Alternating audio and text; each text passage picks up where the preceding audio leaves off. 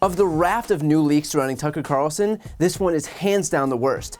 Tucker had texted one of his producers shortly after the insurrection on the Capitol on January 6th, writing, "A couple of weeks ago, I was watching video of people fighting on the street in Washington. A group of Trump guys surrounded an Antifa kid and started pounding the living shit out of him. It was 3 against 1 at least. Jumping a guy like that is dishonorable, obviously. It's not how white men fight. Yet suddenly I found myself rooting for the mob against the man, hoping they'd hit him harder, kill him. I really wanted them to hurt the kid. I could taste it. Then somewhere deep in my brain, an alarm went off. This isn't good for me. I'm becoming something I don't want to be. The Antifa creep is a human being. Much as I despise what he says and does, much as I'm sure I'd hate him personally if I knew him, I shouldn't gloat over his suffering. I should be bothered by it. I should remember that somewhere somebody probably loves this kid and would be crushed if he was killed. If I don't care about those things, if I reduce people to their politics, how am I better than he is?" And obviously a lot to get into, but here's the most important point. When the right scoffs at the very notion that we could have possibly called Tucker Carlson a white supremacist, now you can see exactly what it is they were trying to hide. They weren't doing it because it was ridiculous, they were doing it because it was true. I mean, I'm sorry, but how much more openly racist do you have to get than Tucker Carlson explaining that he wanted these 3 white kids to kill the Antifa kid? And I'm sure you can imagine what Antifa is code for. You do not say, "I really wanted them to hurt the kid, I could taste it," if you don't have neo-Nazi level bone-deep racism. And the thought that Fox let this guy, who makes George Wallace look like Jamie Raskin, on the air for years and years and years to spew his discriminatory bile into the mainstream is fucking criminal. I can't even begin to imagine the sheer number of brains that have been poisoned because of this man. Losing his show is the tip of the iceberg in terms of what Tucker Carlson deserves. The rest of that iceberg, I probably just shouldn't say that out loud. Notice too how he says, "I shouldn't gloat over his suffering. I should be bothered by it. I should remember that this kid is loved." It's not that he was those things, it's just an acknowledgement that he should be. This wasn't some character arc for Tucker, it was just him recognizing who he actually is. He even says, "If I don't care about those things, if I reduce people to their politics, how am I better than he is?" In other words, again, his own worry here is that he'll be viewed as the same degree of subhuman as he views this other kid. And that's the part that scares him. Not the fact that he's sitting there frothing at the mouth for the taste of blood. That part's totally fine. He just doesn't want to be on the same level as the Antifa kid he so viciously hates.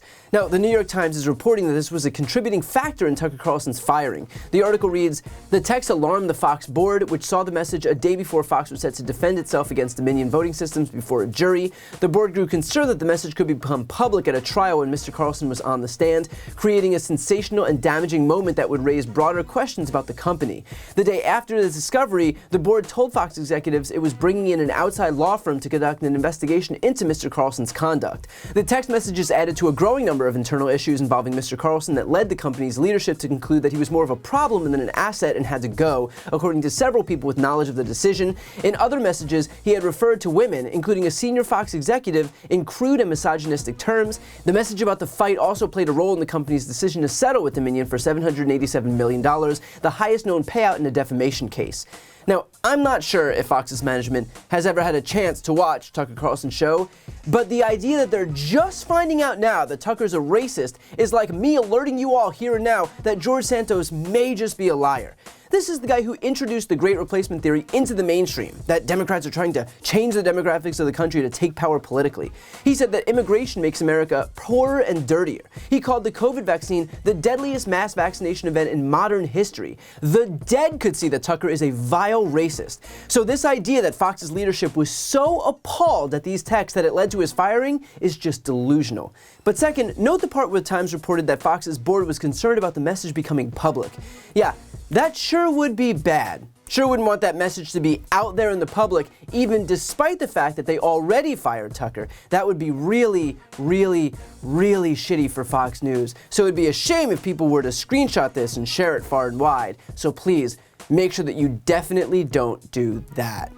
And to be clear, this isn't the only leaked information that's emerged to bruise Tucker Carlson over the last few days. Here he is admitting that no one actually watches Fox's streaming service, Fox Nation, while preparing to interview accused human trafficker and rapist Andrew Tate.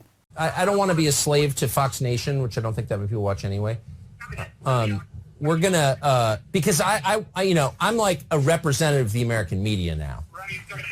Speaking to an exile in Romania and welcoming him back into the Brotherhood of Journalists. Yeah, it would help us us out if you wore a sweater, though, because we asked him not to wear a suit. Like, he was panicking about it. So you don't have to. Tucker's going to be looking casual. That's just how our show looks. Is that okay?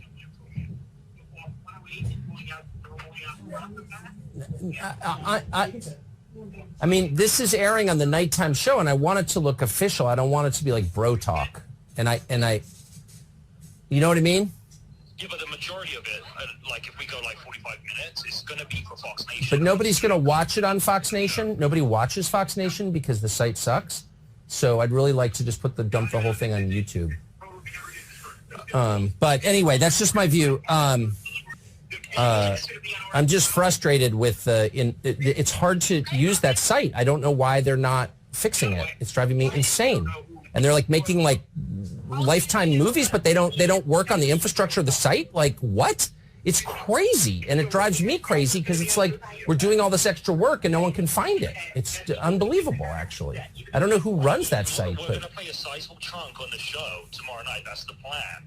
And then what it's going to do is drive a lot of people to watch this on Fox Nation. It's going to be a great help to what we're doing over there on TV today.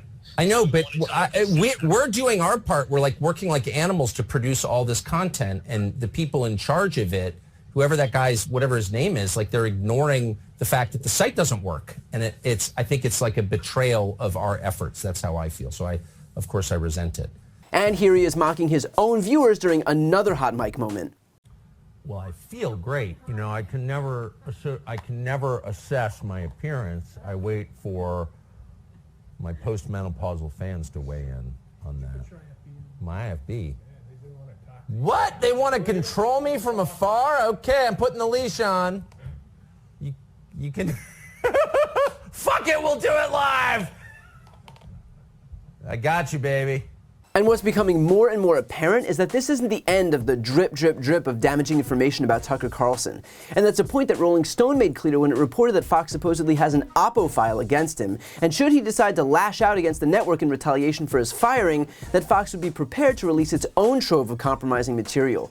And if these last few days have shown us anything, it's that there is no shortage of exactly that. But let's be clear about one more thing here. While Fox was right to fire Tucker, Fox is not the hero in this story, and the suggestion that Fox was unaware who Tucker was until the day before the Dominion trial is complete and total bullshit. This comes down to the only thing it always comes down to: money. Fox thought that it would hurt their impending negotiations for higher carriage fees if Tucker's text messages were read aloud, and so they cut him loose to mitigate the impending financial damage. But for years, Fox has allowed this bile to be spewed from their airwaves. They've allowed countless viewers to be indoctrinated by his racism, his misogyny, his xenophobia. They are just as responsible for the words that came out of his mouth as he is. And while Tucker's had some small semblance of justice, Fox deserves that and so much more.